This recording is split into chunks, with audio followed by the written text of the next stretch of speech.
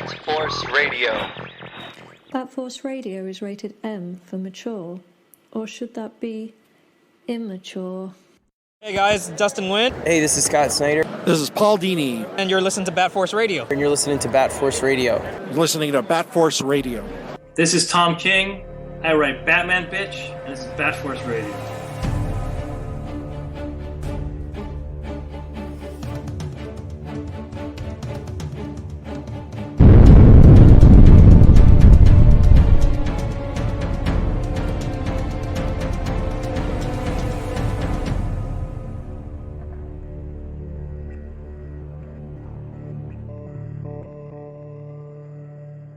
All right, welcome to Bat Force Radio, episode 1000. Because as we learned recently, all you do is just arbitrarily slap number 1000 on anything, and it makes it special and exciting. Yeah. So we're going to have a special and exciting night here. So let's take a quick look at the round table. We've got the Bat Force Times in New York. We've got Grandpa Batman in Texas. Hey. Legends of Lego Batman in California. Oh, cheers. We've got Crosby Montana in Parts Unknown. Hey, man. We've got the Trunkler in Chicago. Hey. I am Robin Cross in Canada. It is a packed house tonight. All right, so tonight's guest, since his last appearance on Bat Force Radio, he has been winning Eisner Awards, becoming a late-night television star, writing books like Swamp Thing, Mr. Miracle, Heroes in Crisis, and Batman, as well as honing his considerable skills as a sketch cover artist. We welcome back to the show tonight, Mr. Tom King. Yes, he is. Yeah, boy. Yeah, it is an honor and a pleasure. Thank you for having me back. You guys rock. And you've already got me in trouble from how hard I laughed at that 1,000 joke. Well, thank you for already regretting things, so that's good. I never thought we would see the day that we reached episode 1000, but it came so fast. I know. I'm just almost like yesterday. Moving on, how's everything been with you, Tom? It's been fantastic. I don't know. I mean, the wife is doing well, and the kids are healthy and happy, and comic life is good, and there's Hollywood shit going on. So yeah, everything for me is doing real well. Thank you so much. Yeah, you've got some irons in the fire on some things that are going to be shot, correct? Yes. I mean, in Hollywood, you absolutely never know until, it's been out for 10 years and it's sitting in a blockbuster, that last blockbuster in Australia, wherever it is. So you never know it'll be canceled. But, yeah, so there's a TV thing that's really close. It's supposed to start shooting this fall. And that I created and a movie star is working on, like a genuine movie star that people have heard of. And there's a movie thing that I'm working on, which hasn't been announced. So. Damn. Doing some of the screenwriting? So for the TV thing, I wrote the pilot, or co-wrote the pilot. With the movie star and I wrote the pilot together. I've never hung out with the movie star before. I don't recommend it. You spend most of your time being like, can I ask for a selfie? I really want to show my wife this, but I feel like it'd be awkward because we're writing together. Yeah, so I'm writing some of that, the episodes and the pilot and that, and I'm co-writing the screenplay thing that I'll do. Yeah, I'm sorry to be so vague, but it's all on shutdown. Oh yeah, well, completely understandable. It's very cool for us as fans of your work to see how much cool stuff has happened for you since your first appearance on the show, which was before Rebirth began. Oh my God, can you imagine? Yeah, man. Yeah. I remember on Twitter, I looked at I think I had 5,000 followers when they made the announcements. I was like, oh, so it's gone up. It's gone up since then. Nobody wanted to kill me back then. I mean, maybe 2 Grayson fans. Hey, that's a badge of honor. Yeah, man. So, and I love that Grayson run. What are they talking about? I know. Dude, everyone who ever reads that Grayson run says the same thing to Tim, Celia, and I. They're like, dude, I thought I would hate that. It looked so awful. And they're like, but then I read it. I was like, it was okay. That's not my favorite, but that's okay. Oh, fine. Be honest with your fans. I love that. I really like working on that. It's been a while. Too long. Have me on more often. I just want to talk bad. Yeah, it's awesome that that we finally got to do it. I have too many children. That's my problem. Yeah. Most of us are right there with you. Yeah, right? It sucks. What are we thinking? Exactly. I'm muting my kids right now so it doesn't ruin this interview. He is not even joking. So, where are we? First of all, so Batman, since the last time we spoke, we've gone through the proposal, the build-up, the wedding, Batman being left at the altar. That went so well. Now, honestly, what it did do, regardless of some of the response from people who just really went in thinking a wedding was going to happen, is issue 50 was a great issue that I know for a fact did win you new fans. I'm really proud of that issue. I mean, not least because there's a Frank Miller page in that issue. Yeah. So hell yeah. I wrote a page that Frank Miller drew, and that's enough for me for like my life, So I mean, if Frank Miller was cool like a long time ago, he's a little overrated now. Right? Oh, hater. Hey, who is this guy? Oh man! Don't say that, Tom. Because we at the Bat Force are like serious professional journalism. I feel that it's our responsibility to ask the hard question: why do you hate Batman? Or Wally West. Or Wally West. Or I hate Scott Free, Mr. Miracle. I hate him. Who else have I? I've heard so many superheroes. Kyle Rayner. I chopped that guy's head off. Dick Grayson. I shot him in the head. That was sad. Man. 71. If you're a Tim fan, you're gonna be mad at me for that. So. We've read 71. So yeah. Okay. So there you go. Yeah, so issue 71. Going to be highly upset. At the time this episode drops, issue 71 will be in stores. But we can go full spoilers on issue 71 tonight. Anything you want to say is just fine. Awesome. Dream issue? It's no dream. It's all a reality. Thank God. Hey, no, thank God. Okay. You mentioned a lot of people were annoyed by the dream issues. I get it. Yeah. One of us here. I love them. I love surrealism. I can understand the annoyance, but if someone told me it makes it think like it doesn't matter, it's just another stupid dream. Exactly. This is real. Yeah. No, I can get that annoyance, but to me, it's perhaps the most important arc of the whole thing because it was it was Batman coming to that sort of realization that the vow is hurting him, which is what everything is about. So it was as long as you feel that way, I guess that's what matters. Plus, I got to do 7 issues with 7 different artists, my favorite artists. No, I got no regrets. Yeah, I wanted to ask that. You mentioned having done a page with Frank Miller, and you've had quite a lineup just on the ongoing books as well, like regular artists in your rotation. Who have been some of your favorite artists to work with on that? I mean, I haven't really worked with an artist that I didn't get along with, or whose works. But Mitch and Clay stick out just because they're my best friends. I feel like we've become almost. Heroes in Crisis was fantastic. Thanks. The last issue is locked. The art was fantastic. I don't know. I think that guy Clay's a little weird though, but I don't know. If you could work with him, then that's. You had him on, right?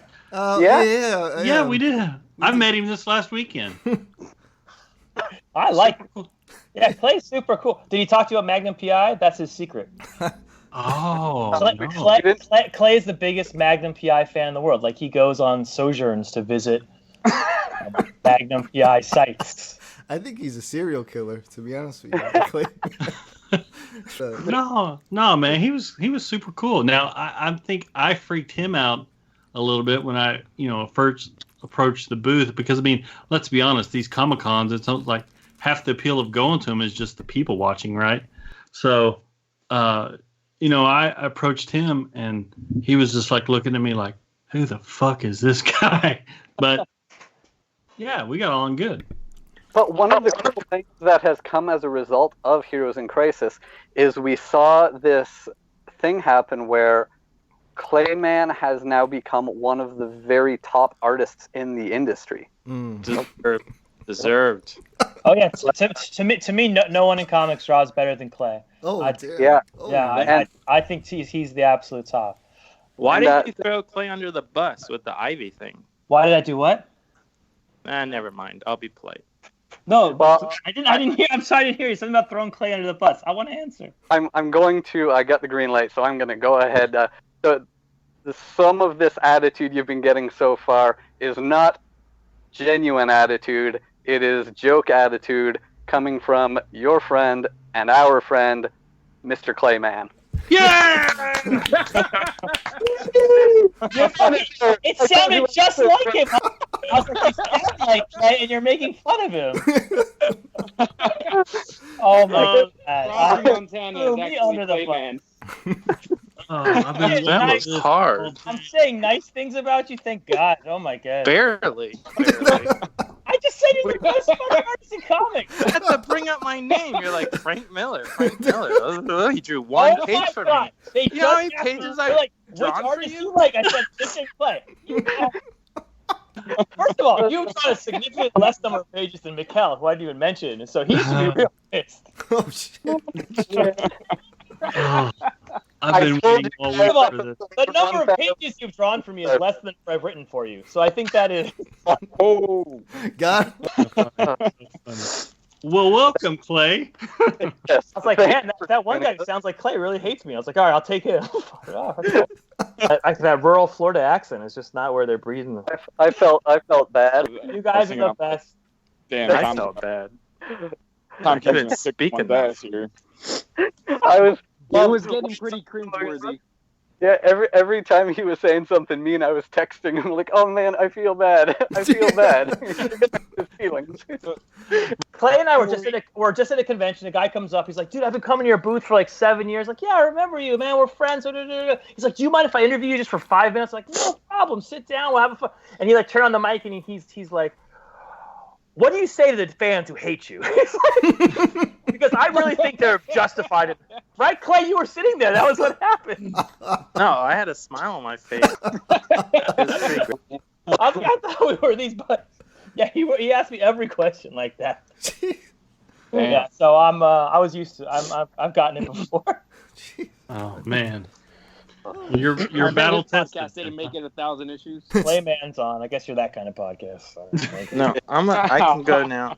Tom can have his, Wait, limelight or Clay, whatever. Clay, did you read the script I sent you? Yeah, I wrote them. Did you like them? Were they okay? He's like, get to work. Page one. Page I one didn't- gave the page away to another artist. That was nice. That I was didn't. my favorite part. I didn't get my copy of the script. Just saying. Oh, you saying? Yeah, Clay. No, I told you I liked it. No, you didn't. You don't read your stinking email. I sent you. I liked it. I even text you questions about the script and you ignored them. I swear to God, look at your text. It says. First of all, you really? already lied to me on this podcast, so you have no standing. I lied to you as Crosby Montana. I didn't lie to you as Clay. Look, if you look at your test, I specifically asked you a question. All right, I'm looking at my text right now. We're gonna test his entire theory here. Okay.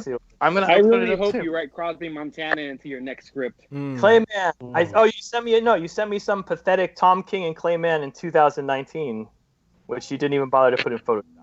Oh, so there's going to be more Clay Mann and Tom King in 2019. Tom, I'm not working right now, and I'm sort of just kind of bed rest. That's the best I could come up with. Thanks. Here. Tom's ambush left and right at cons on podcast. Why are you on bed rest, Clay? I had a little surgery. Was this your back? No, something else. Make a joke, Tom. Good luck. I was gonna say, him and Come on, Seth, Tom. Now's your him and chance. Seth were conjoined, and now they're not. So congratulations to both of them. I won't say where they were attached, but it's embarrassing for us all. Holy cow, 71 issues though. I guess it's a record now, 71 consecutive Batman issues. You're not planning on hanging up the cowl anytime soon, are you, Tom? No, I'm here. I talked to the publisher this morning. He said 106. He extended me one more issue, so apparently I'm on to 106, as of this morning. As this morning, okay, so that's good. Holy hell, 106. 106. So that'll take me to the end of 2020, right when 2021 is about to start. All right, good. So they're sticking with the 2 issues per month gig, which is pretty sweet as well. And yeah, working with so many different artists, have you found this work? Like the workflow, has it just become secondary now? You being that you're just churning out arc after arc, I should say. Looking at almost 75 issues, how does it feel now? You comfortable? You feel like you're just getting started, or what's the mentality? I don't think I've gotten any more comfortable. I mean, it's gotten a little easier recently, just because I don't write that many other books, because Mr. Miracle ended. And the next thing hasn't started yet. So right now I'm just all Batman. I'm doing Walmart Superman at the same time, which nobody reads, but because my Walmart doesn't carry them. No Walmart carries them. They are theoretical books. They are launched into the ether, as far as I can tell. Well, we are finally. I know we're getting a strictly comic shop release of the Batman books, so hopefully the Superman ones will follow suit. Yeah, the Superman will. Yeah, so they're 12 pages each. So they're going to be collected 2 issues per issue. That doesn't sound right, but anyways, it'll be 24 pages per issue. So you'll get 2 stories in each issue. So I'm going to give an alert here. I'm about to get things boring. One of my favorite things to bore people with when we are reviewing the single issues is to go over your recurring use of poetry to parallel themes of events that are happening in the issues. Like most recently in issue 70, you used some William Blake and some Dante. So the issue started with Maxie Zeus. He was reciting part of the argument from William Blake. The character Rintrah in that sort of parallels Batman and the enemy who laid the perilous path for him, parallels sort of everything that Bane has been setting out for Batman, over this entire story. And the issue then ends with Maxie is now reading from the Inferno at the scene where Dante and Virgil are passing through the gate of hell as Batman is exiting Arkham Asylum. So what I wanted to ask, for your creative process, is this a knowledge of poetry influencing your writing, or are you applying these works to the story you're writing because of the thematic parallels? I think it's a little of both, which is a shitty answer, but I think it's true. But what I like about that issue is for long-term readers, those are the exact same 2 poems, of course, that were used the last time someone beat their way through Arkham, which was when Bane did it in issue 17. So this is a 50-issue callback or 50-plus issues to what happened was that issue that just came out, 70, is an exact parallel to that issue 17. I believe it's 17, where Bane had to fight his way into Arkham. And that issue, of course, starts with the Dante poem and ends with the Blake poem.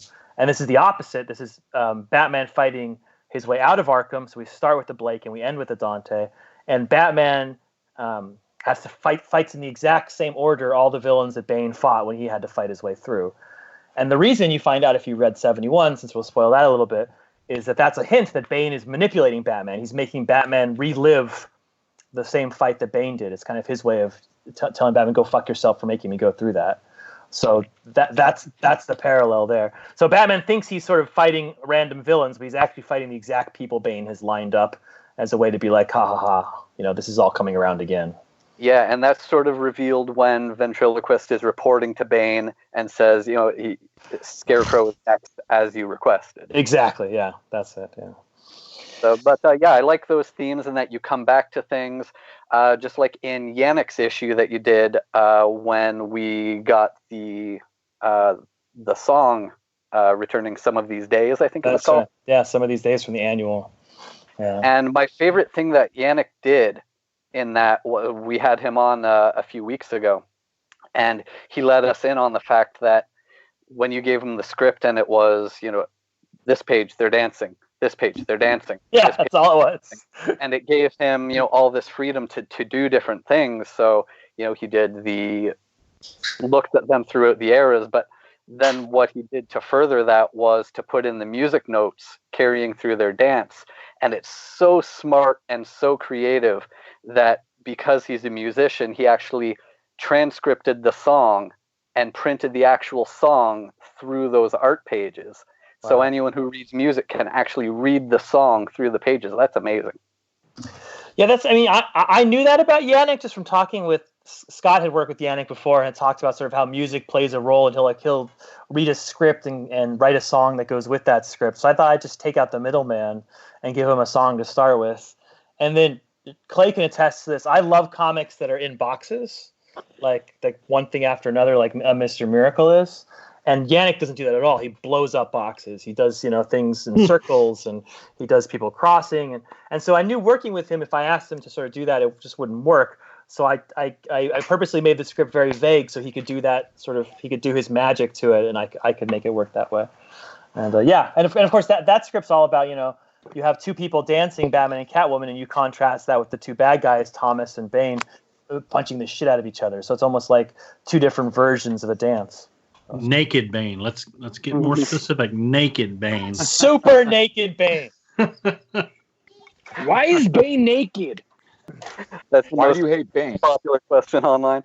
But why do you love Bane? That's the question. Wait, yeah, you guys do know why Bane's naked, right? That's like a thing. It's like yeah, because it's how he grew up with. That's how he grew up. Yeah, he grew up naked. Yeah. But I still think we know that, but the millennials don't know that. I still think we should get a panel where Bane says, "No one cared who I was until I took off the pants." No one cared who I was until I took off the pants. I can't wait to see Clay Mann's Naked Bane cover. Oh man! I can't wait for you to write in the story or have the title of a book called "Bane Is." Just leave it like that. Yeah. Number 1,000. Have him sitting through the window and just like a big copy of Playgirl falls in his lap. He's like, I shall be a naked Bane. You should give him an eye patch and people will think he's Sagat from Street Fighter. Oh, yeah. There you go. See? Crossover potential. That's what they're looking for. Yeah, but the poetry stuff, yeah. I mean, it's a few things. It's one of the problems with Batman, just writing Batman, is I hate to write scenes of Batman when he's talking while he's fighting. Because I feel like Batman doesn't talk while he fights. Writing Grayson, that's Dick Grayson, man. He's all over this stuff. Spider-Man obviously does it. Even Scott Free will talk a little bit while he fights. But Batman, he says he's a man of very few words, and if he's punching you in the face, he has no desire to be like, the reason I'm punching you in the face is because of this. Yeah. No, Batman just punches. Yeah, he's not doing whips like or Dick he's is. Screaming at you, where is she? Yeah, that's it. Yeah, where is she? I always felt that way too when Batman's fighting. It's like, for him to talk, that'd be a little bit almost like exposition, because I hate when I used to read some of the old books, but I love them. But you would have like Joker and Scarecrow having a transaction. They'll be like, blah, blah, blah, Joker, okay, blah, blah, blah, Scarecrow. I mean, like, they fucking know who each other are. Writers back then had to just, think about the script head on like that. But congratulations with Mr. Miracle as well. I cannot wait for that hardcover. I think it's hitting next week? This week, yeah. In like 4 days or something, or 5 days, yeah. 4 days. That's been hot in the streets, actually. This whole thing about taking these classic DC characters and just giving a little modern boost, and I think your Mr. Miracle is definitely attest to that focus. Are there any other DC characters that you would want to tackle like that in the future? Well, I'm working on 2 right now for the next sort of thing. Mitch and I are sort of doing our, I don't know what we call it, so we did Sheriff of Babylon, that Vertigo book, and then we did Mr. Miracle. So this is our third project together, almost like a third novel. So so we're doing one who I can't talk about. Yeah. Although if you read Heroes in Crisis 5, which Clay drew, there's a huge hint in there. I mean, there's I'm generally of the opinion that it doesn't really matter what character you're doing. It's more important the artist you're working with and the freedom you have. Right. So, like with my biggest successes with Vision and Mr. Miracle, I was given those characters. Marvel came to me with Vision, DC came to me with Mr. Miracle, and I asked them. They said you could have any character, because they just want me to do Vision and DC, to do I know you'd be surprised that the companies copy from each other, but they're like, can you do Vision in DC? Like, and I was like, well, just give me a character I can work with, and they gave me Mr. Miracle. So to me, it's more important. Like anyone, it can be a good character. There's no, I mean, maybe like Brother Power the Geek or whatever is no good, but that's like, even him, I'm sure there's something deep inside that weird thing. Yeah, only because just a fan dream. But after Mr. Miracle, I always wondered, what if DC threw like Dr. Fate at Tom King?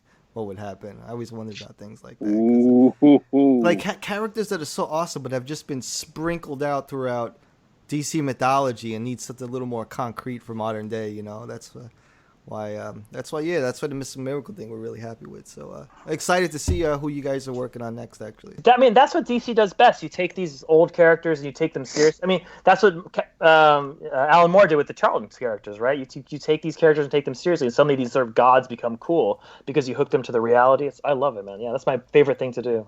To do stuff like that. Really, you gotta take those leaps. I mean, you know, there was a lot of people jumping off Batman prior to Frank Miller. You know, you just need that modern jolt up the ass. And 100%.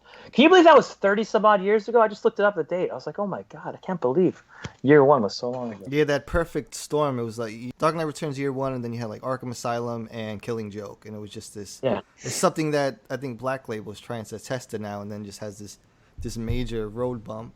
But yeah, it's well, speaking of year one, you've got Jorge Fornes doing very year one-esque looking Batman. Is that something you specifically asked him to do? That's his style. I mean, that's what Jorge loves. I found Jorge on Twitter. I mean, I don't know if you can find somebody, but he was tweeting at me of these like Batman images, and I reached out to him direct message like, do you want to draw some Batman because it's beautiful? And we pass it on to the powers that be at Batman. They're like, well, he just looks like he's kind of almost Mazzucchelli. And I was like, yes, that's what I love. Exactly. And that guy's not working. I do want to take a second. I've been speaking with Jorge recently, and by the time this episode is released, he should have welcomed his new baby into the world. So congratulations to Jorge and his family. Very cool. Well, I just love, and 71 is part 2 of the newest arc called The Fall and the Fallen, where you have Mikel Janin and then Jorge doing, different sections of the book, playing off of each other. And do you specifically write these pages for this artist and these pages for this artist, knowing that how they're going to do that? Or can you talk a little bit about the process on that? Yeah, absolutely.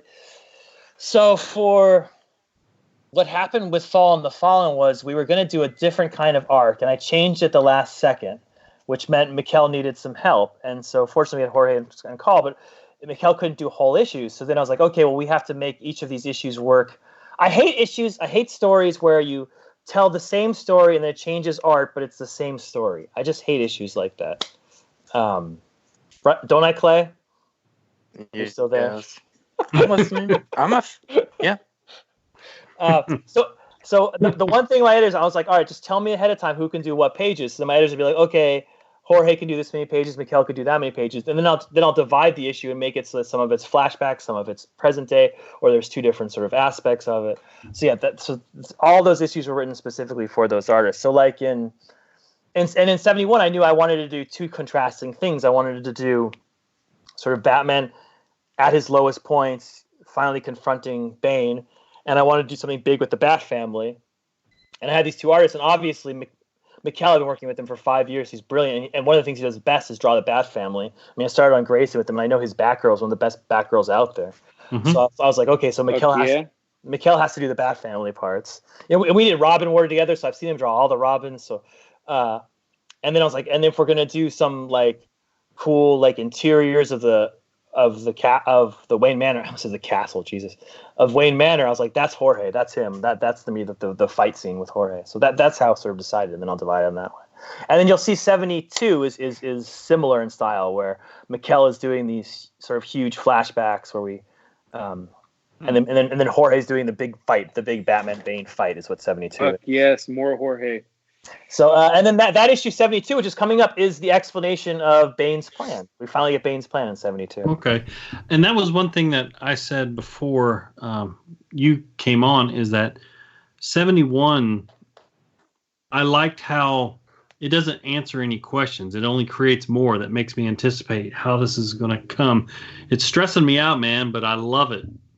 71 is such a slap in the face. I feel bad. It's one of those issues. It's similar to that we just had Heroes in Crisis 7 come out. It's similar to that, where it's like, oh, this is gonna hurt, But I mean, like, I heard something good. I forgot who it was. I saw it on Twitter, and they made a very good point. They're like, bad things happen to good characters. And that's what keeps making them, more interesting. You've got to have some kind of struggle for them to, to overcome it and create a good story. It can't be all just rainbows and sunshine all the time. I mean, when I was setting up this whole 100-issue arc, I thought of it in 25-issue segments, sort of each like 4 25-issue chapters. Wow. At the end of 25, Batman sort of resolved his initial conflicts, and he's found sort of a neutral place. And 25 to 50 was his rise. It was his rise to a place of happiness. Right. And then, I literally drew this on a board. And I was like, and then 50 through 75, that's the fall. That's Batman crashing. And I remember people in the room when I proposed this at a DC Summit are like, "You're going to do 25 issues of suffering?" And I was like, "I think I can pull it off. But man, why not? He's done 80 years. Shit. I am now looking forward to 75, when finally sort of we can turn and we get to that point where he's in the basement of the Hellfire Club and he's like, now it's my turn. Like, I'm just so looking forward to it. To that moment. Yeah, right. So what issue, you just said that Clay sent him a script, so what issue are you already done with the script of? Like, how far ahead are you? I'm about to do issue 80, and we're pretty tightly plotted through 86, like every issue is pretty much determined, and then 86 through 100 we have sort of a general plot of what that will be, and then 100 106 are pretty tight, and then of course there's we're building to sort of a huge thing, so we have to get that done right. I hope that somewhere in those issues there is a particular character that we've discussed with Clay that we all want to see, and hopefully we are going to see that come to fruition. Yeah, dude, no, Kite Man's in 76. So. I can verify that. Really quick, Tom, you made Kite Man awesome. I mean, hell yeah, he was badass, and he was just so relatable. I think we all, as the reader, you could feel for the guy. Because he was always been a joke, but back the first time you came on the show before Rebirth started, it was shortly after you were announced as taking over the reins for Batman. You asked us for some C-list villains that we wanted to see show up in your Batman book, and I'm pretty sure one of the names that we threw at you was Kite Man. Oh, there you go.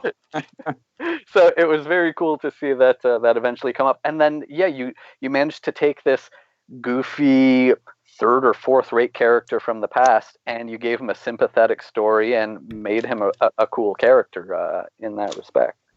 I am 100% sure that played a role in the decision to use Kite Man, because I remember because I was planning issue 5, 6, the Ivan Reis issue, and I needed some third rate villains, and I'm sure I was like, oh yeah, okay, those guys like Kite Man, so we'll put Kite Man in here. And then as soon as we had him say that hell yeah thing, I was like, okay, I like this. I like Kite Man, hell yeah. So we'll bring him back. And then he was this the fact that his name is Charles Brown and he flies a kite, I was like, I love a huge Peanuts fan. I have a kid named Charles. Well, I mean, like you got, you make them this cool, people actually care about Kite Man. Then you turn the page, he gets his ass kicked by Batman. You feel bad for the guy, then you turn the next page, he gets his ass kicked by the Joker, and it's like,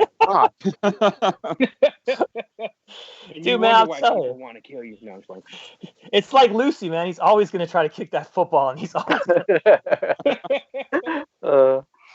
I do want to just mention, we talked about the poetry use. I do want to urge people that whether you've picked up on the significance of the poems used in the issues or not, go back and read some of these issues, and actually go and read the poems themselves, because I'm sure that's partly space issues, not being able to fit entire poems in an issue, but also probably copyright reasons that you can't put an entire poem in an issue. But Sure. if you go and read these entire works, you will see a lot of ways that these poems on the whole fit thematically into what's happening in the story, and it gives everything a deeper meaning. And it's really worth the time to go through and read this stuff. I couldn't agree more. That's really nice of you to say. I'm glad someone notices that. Yeah, it's my favorite thing. Every time I see the poetry come up, I'm like, oh yeah, okay, let's see how this Fucking ties Robin. into what's happening. Thank you, Alfred Lord Tennyson, Robin. We appreciate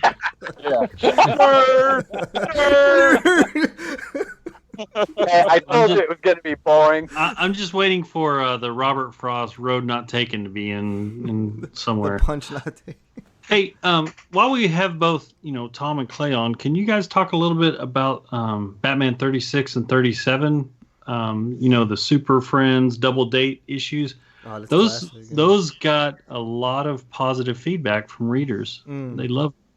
Oh yeah, whenever Clay and I are at a con, I over and over again, everyone brings up that issue, and they're like, dude, this is my favorite issue of your entire run. And I'm looking, I was like, oh, it's 37. I'm on 71. Oh, man.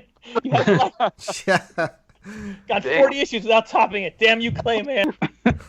I do want to give you some background information. This is really throwing Charles under the bus here. But when Clay was on our show the first time, there was an incident where I can't remember how it came up. Naming of our favorite. I know exactly how it happened. Yeah. By the way, I'm still. Let Crosby tell it. Clay was talking about how art is difficult for him, and he sees, how some of these artists at cons just effortlessly draw beautiful pages, but he feels that it's a more laborious task for him. And that really struck us, because his art does look so beautiful, and we just spontaneously started naming like some particular pieces that we loved of his. And when it got to Charles, he starts describing this one cover that Clay had done, where it was Batman and Catwoman were on a rooftop, and the point of view was that the camera was pointing up at them, and they were looking down. And Clay cuts him off to say, "You would be describing a cover by Olivier Coipel." My favorite moment ever in any of our episodes. I was listening to that on the morning commute, and I'm at the stoplight, and when that moment hit, I think I spewed my Starbucks all over the front of the dashboard. And people are looking at me like, what's going on? We were at a con 2 weeks ago, and I asked you if you had drawn the cover to Heroes in Crisis 5, because I didn't think it was up to your standards. I drew a lot of covers to Heroes in Crisis that weren't up to standards.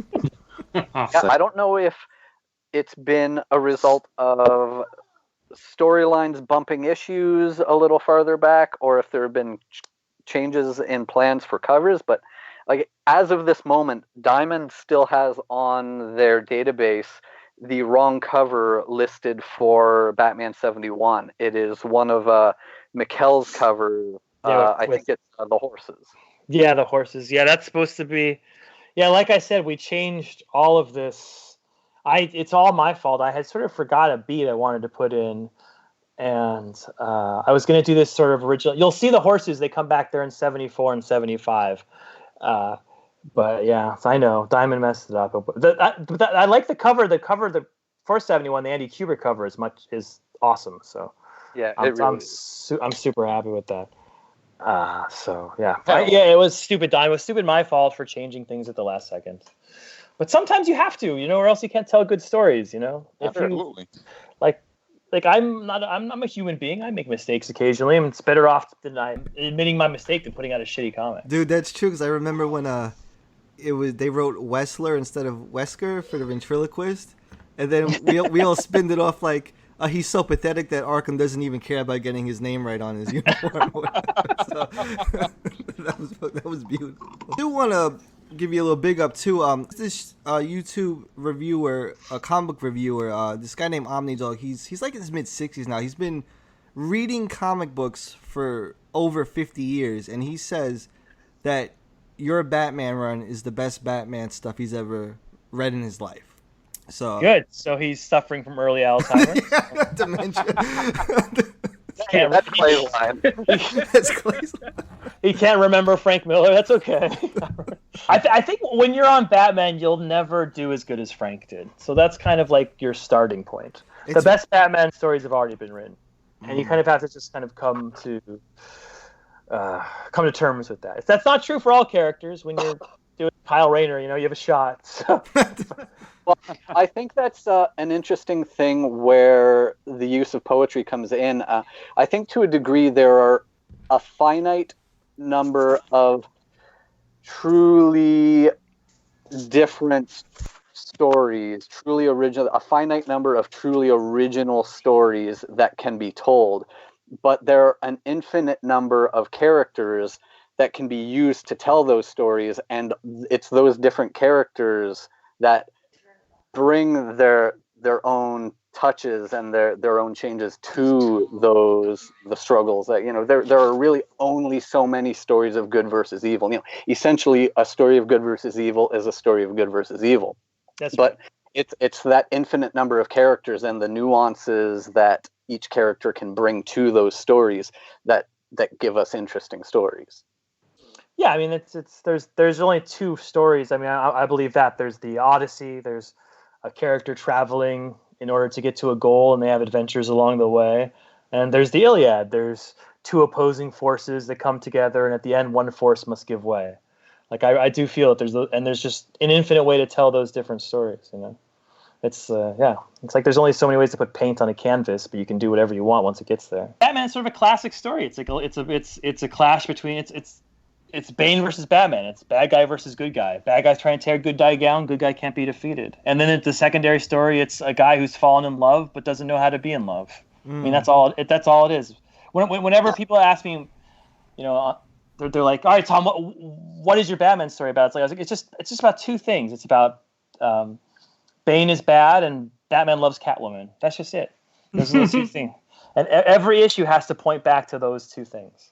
One of those two things. What made you choose Bane as like the main mastermind in your whole series? I was looking for a villain. I didn't want to do the Joker. I felt like Scott had sort of done just such a brilliant Joker run, and it had been the mastermind behind his 52 issues. And if that was I just didn't think I could top it almost. And so then I was thinking, the Riddler would be good because he's super smart. And it was an editor at DC who came up to me and said, "How about Bane?" It was Andy Corey, not even the editor on the book. He was my editor on Mega Man at the time. I was like, Bane is so lame. Bane's I was in a prison and I got out, whatever. And he said, no, do you know Bane's origin? I was like, oh, but no, whatever. What's his origin? I was like, he was 4 years old and they stuck him in a cell and they closed the door for 17 years. Every day the cell flooded and he floated to the top and fish swam in it. And then to eat, he had to grab them with his teeth and eat them bloody raw. And then at the end of the day, it would come down, he'd tread water all day and he'd pass out and he'd repeat the same thing for 17 years. And I was like, okay, that's fucking awesome. That is awesome. And we talked about it on a previous episode when we were just talking about, reviewing some of the books. And with Bane, you can create like a long story, because he's in it for the long run. He's not the type of character that just shows up one or two issues, fight, and then goes away. He's got the long game, for his intentions. That's true. It's like the first third of the Nightfall saga. And that's what's so great. What you're doing with Bane is that since Nightfall, I think people tend to clump Bane with, he's just a musclehead, a dumb, a slobber knocker kind of guy. But Bane's actually really fucking intelligent. I mean, he's got the strength. Let's be honest. That Dark Knight Rises movie didn't do him any favors. Batman Forever didn't do him any favors. Touche, good sir. Nightfall really was the last time that Bane was given this much due. He hasn't been given the respect and treated this way, you know, as this legitimate a threat since Nightfall. And I was, you know, they say like when you're 12, it's like when you establish your childhood. I think I was about 12 when Nightfall came out, and that blew my mind. So I mean, I think that is also plays into it. Just as like Frank Miller when he was a kid, Joker was, you know, that's what blew his mind. When I was a kid, Bane blew my mind. Nightfall was just, I could not believe when he broke the bat. I remember reading that issue, buying it off the rack, going to a McDonald's next door because I couldn't wait to get home to read it, and just be like, oh my God, watching him crack that bat. And yeah, so to me, it's just something visceral and childhood about it that I just had to get back to. I think it's a really good character to come full circle in such a nice long arc too. You know, there's something about Bane that he holds a lot of presence amongst a lot of the other rogues in Gotham and whatnot. So you're not shy in terms of letting Batman beat the shit out of him either, man. I remember going back, what was it, that David Finch issue, I think? And he's just going through Arkham. Man, were you having a bad day? You're just pounding everyone in Arkham, man. I also like how you're tying in, you know, the button with the button issues with this run, and we have Thomas Wayne in the same reality as we know it right now, same reality as Bruce Wayne. And I'm really interested in how this plays out. And Skeets too, right? Yeah, Skeets is in. So yeah. Thomas Wayne plays a huge role. He's sort of the Darth Vader to Bane's Emperor. Okay, that exact analogy was what I came up with whenever I saw this page. You know, especially where Bruce Wayne enters, like, you know, the dining room, right? And Bane's sitting there, Jorge. And you know Thomas is behind him. I was like, holy shit, this is Return of the Jedi right here. Yes, that's exactly what it is. That was a not so subtle callback to some Star Wars shit there. Yeah, I love that. It's my mission to own that page right there, Tom. It exists. Buy it. It's in the works. I have a Jorge page up on my wall, which I love from the one of the Dream issues that Clay hated so much. I picked up the one where him and Catwoman jumping off the roof with the finger streak at the bottom. Oh yeah, so good. Do you collect much original art? Yeah. I mean, I wouldn't call myself like a crazy collector, but yeah, I collect a decent amount of original art. Clay just gave me a page, which I love. I just hung it up on the wall today. So you made me redraw part of it before you took it, but that was it. Wait, that's not fair. There was a panel on the page where the character did not have a nose because Clay had told the colorist to put in the nose, and I said, Clay, can you draw a little nose for me? That's amazing. Is that asking too much? That seems all right. Tom, what does it feel like when you see people CGCing your drawings on blank covers of Batman? It feels like CGC is a complete fraud because no one should get a 9.8. No one should ever get a 9.8 if I drew on your cover. I'm guilty of having a 9.8 Tom King sketch. Oh, see, that's impossible. It's impossible. That should be in the bylaws. Like, if Tom King has touched this with a pen, automatically 9 is your highest grade. If it says I'm sorry, that apology is for it not being a 9.8. If it's missing a staple or has Tom on it, either way, you're a 4.0. I love doing those. They're incredibly fun. I can see because I have no talent for it at all, and I grew up loving comics, like worshiping this medium. And then what a sad day it was when I put a pen to paper and realized I could never ever do half of the work of it. You know, so to me, it's fun and. Has that become popular now? A lot of people ask for that all the time now. So many people, and we have a con agent who sort of handles our tables for us, and he's like, Tom, you got to charge for this. I was like, no, I don't want it. He's like, no, because there's too many people asking. It's like, all right, I'll charge. And so he charged him $20, and the first person I did it for, I gave it back to them. They're like, I paid $20. Just like, I'm never charging again. Come on, Doug. Take it easy on people.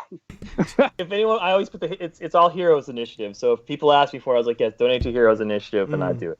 So I've just, yeah. So yeah, people, I get more than your average requests for them. Clay taught me how to draw the nose on Batman, so he really perfected actually my technique. Every day, my kids have napkins in their lunch, and every morning I have to wake up early and draw little Batman doing things on their napkins. That's awesome. for them to throw out every day. So I hope you don't charge them $20, Tom. oh, but it's for the Heroes Initiative, so it's for that. Yeah. I was like, your lunch money will support some 90-year-old comic book creators. They're taking it to school and hustling it and selling it off to some other little kid. Selling it to their friends' dads. Yeah. Put it on kindergarten eBay, K-Bay. I was talking to Clay and Mitch, and we were, I don't know, in Uber or something, and they started talking about how an arm moves and how, like, when you move, the bicep goes one way, but if you move the arm the other way, the bicep doesn't move. So when you draw the arm, like, you have to think about where the... I was like, I have no idea what you're fucking talking about. I was like, you might as well be speaking Portuguese. I don't... Like, my eyes don't work this way that I see movement in the way you guys see it. Well, I was at a panel this past weekend that had Jim Lee, Pete Tomasi, James Tinian, Doug Monkey, and Frank Thierry, maybe. And they were Jim Lee, and it was kind of cool to hear Jim Lee and Doug talking about, you know, when they do like little sketches on sketch covers and stuff for artists. And Jim's like, I always draw my faces looking to the right. And it's because I'm right-handed. And that's just kind of the natural rotation of the wrist and stuff for me. Whereas Doug is left-handed and he draws all his people looking left. And Jim's like, it took me 40 years to figure that out. Wow. Well, even asking Clay to draw that nose, I was teasing him, and I was like, Alex Toth for a nose just draws 2 lines. And I was like, just draw 2 lines. And he's like, no, you can't draw 2 lines. That means their head is tilted up. I was like, you can't draw a nose that way unless their head's tilted a certain way. I was like, what? I've never even thought of that. Like, it's crazy to think of the worlds that way. I'm amazed you remember half this stuff. Give him another piece of art knowledge. Give me some advice about art. Perspective? Should I draw? Give you? Yeah. Clay, I have an art question for you. So when Lee Weeks is like a master, right? He's also a friend of mine. But Lee, for every page he does, he draws all the perspective lines. You've seen that, right, Clay? He draws like 1,000 perspective lines before he starts. You don't do that at all, right? Do you just have the perspective in your head in terms of like what's in the foreground, background, and the vanishing point, where the fuck that is? Yeah, I don't do all those lines. I do a couple lines, but yeah, I don't do all the lines. Do you know on every page where the vanishing point is, or whatever that is, or the whatever it's called? Like, do you set the background? Yeah, I'm a professional. Come on. Maybe that's what you should do on your next sketch cover, Tom, is just draw a bunch of lines and be like, look, I'm setting the vanishing point. I'm setting the vanishing point. An arrow that says vanishing point, pointing to the vanishing point. We got a new tradition here. Every previous guest gets to ask a question for the next guest. So Brian Hill was on last week. He's doing... his question for you guys is, what is your favorite Phil Collins song? And then after that, you guys have to give us a question to ask our next guest. So. You should have said your favorite Phil Collins song, and then they had to sing at least one verse. Had Tom King and Clay Mann serenade. I want to hear Clay's answer. Said your favorite Phil Collins song, and you better have one. He's Googling Phil Collins right now. Phil Collins. What's that? The one that was in Magnum PI. Yeah, the one that was in Magnum PI. I feel like I know who that is. But who's Genesis, by the way? Yeah, that was Phil Collins. Oh, then there's 2 songs from Magnum PI. There you go. I remember because Brian Mama, or these are seriously they're Magnum PI songs. Brian Hill was like, "Oh, it's Tom King, huh? Let me ask him, how do you kill somebody with a paperclip?" Slowly is the answer. Phil Collins song? Yeah. I saw Phil Collins in concert when I was 14 years old. Oh shit! How does that not surprise me? I know, right? It was one of those things. My mother got tickets for my brother and I. It was like, oh, is this what the young people are listening to today? We're like, no, it's not at all what the young people. Well, that's what you're listening to tonight. So we went to the concert, and like it was one of those things where like all my friends were like, oh, you went to a concert, man? You see the Beastie Boys? I was like, no, it was something else. I can't remember. So and I remember he sung "Take Me Home" as he's going outside. It's the only thing I remember at the concert, and he said the words "Take Me Home" maybe 50,000 times. Like he sung us out for 20 minutes of take me home. And you're like, yes, take me home right now. I'm ready. Yes, I'm like, so that I don't know if it's my most memorable one. When I think Phil Collins, I think of just like sitting there, his 15th encore of "Take Me Home." I was like, "We'll take you home, Phil Collins. I'll do it personally." Where is home? All right, and so what is your? And it can be any question, but what is your question for our next guest? And I'll warn you, if schedules work out, the next guest will be Mitch Garrett. Okay, Mitch Garrett's actually. Do you have one, Clay? We're seeing Mitch in 3 days. We're all hanging out in Orlando, so we'll see him before you record. 3 days. That can't be right. 5 days, whatever. I can't. Clay didn't get invited. Yeah. Dude, Clay, I can get you a badge, man. Don't worry about it. I have a hookup. You won't have to pay to get it. I was asking you if you got that script, Clay, because that's what you're going to be doing when he's out partying. Ask him if he can name a CBS military show that he doesn't like. Oh God, that's true. He likes every stinking show on TV. Don't give him heads up though, man. This is gonna be a good one. Okay, so it was a CBS military show that he does not like. You could just ask him, what show on TV don't you like? It's average. Okay. Oh, that's hilarious.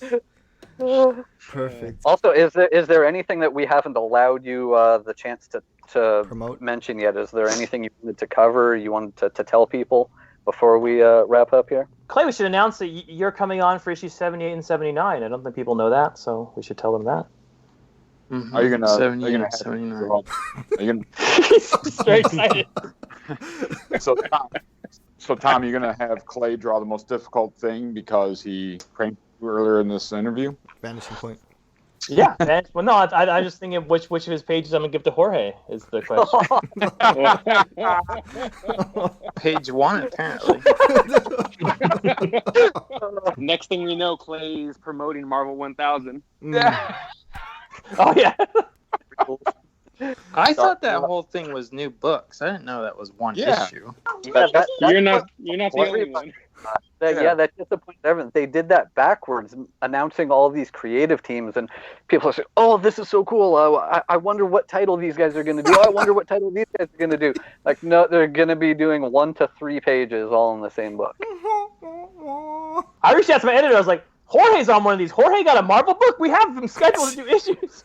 I would just wonder, where can I pick up Marvel number 999, man? I gotta catch up. What? Oh man, you are behind. So behind.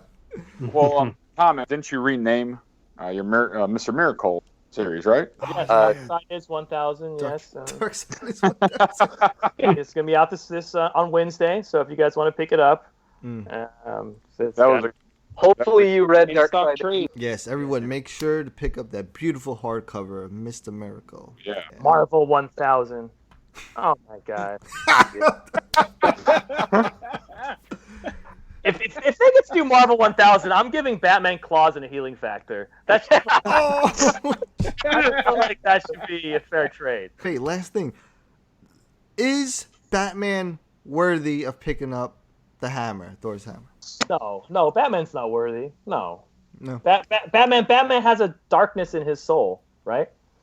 But he has. I think so does Thor, though. Like, Thor kills so many creatures and things with that hammer. Yeah, but I feel that Batman and he drinks beer. I feel like there's a self-confidence to it. Like, not only do you have to be worthy, you have to know you're worthy. Batman will never acknowledge he's worthy.